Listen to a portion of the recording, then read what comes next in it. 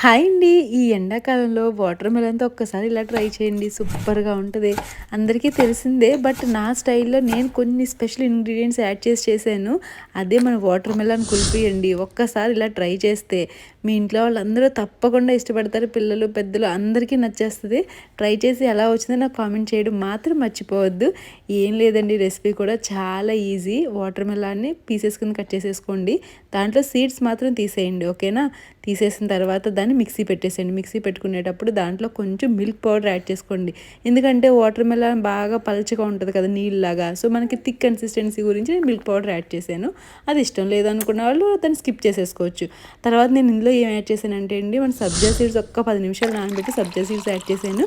Main gond కటీరా కూడా add చేశానండి. రాత్రి నేను నానబెట్టేసుకొని 2 క్రిస్టల్స్ నానబెట్టుకోండి సరిపోద్ది. 2 రాళ్ళు సింపుల్గా చెప్పాలంటే.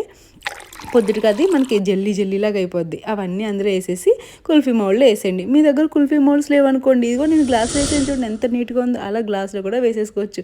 ఎందుకంటే నా దగ్గర 4 కుల్ఫీ మౌల్డ్స్ ఉన్నాయి. ఇంకా మనకేమో కుల్ఫీ బ్యాటర్ ఏమో మిగిలిపోయింది. అందు గురించి గ్లాస్లో వేసాను. చూసారు ఎంత బాగుందో. ఇక్కడ పని ఏంటంటే నాకు అసలు అది బయటికి రావట్లేదు. హస్బెండ్ హెల్ప్ తీసుకున్నాను. చాలా కుస్తీలు పట్టిన తర్వాత అప్పుడు గ్లాస్లోంచి బయటకు వచ్చింది. మీరు అంత కష్టపడక్కర్లేదు. జస్ట్ ఒకసారి గ్లాస్ని ఒక్క 2 నిమిషాలు కదండి, ఒక్క నిమిషం కొంచెం కూల్ వాటర్లో పెట్టారంటే బయటకు వచ్చారు. చూడండి ఎంత బాగుందో టెక్స్చర్. తింటుంటే ఆ సబ్జా సీడ్స్ గోంద్ కట్టిన జెల్లీలాగా, ఇంకా మనకి ఆ మిల్క్ పౌడర్ టేస్ట్ తగులుతూ అబ్బాబ్బాబ్బా ఏ ఉందండి. టేస్ట్ అయితే సూపర్ అసలు.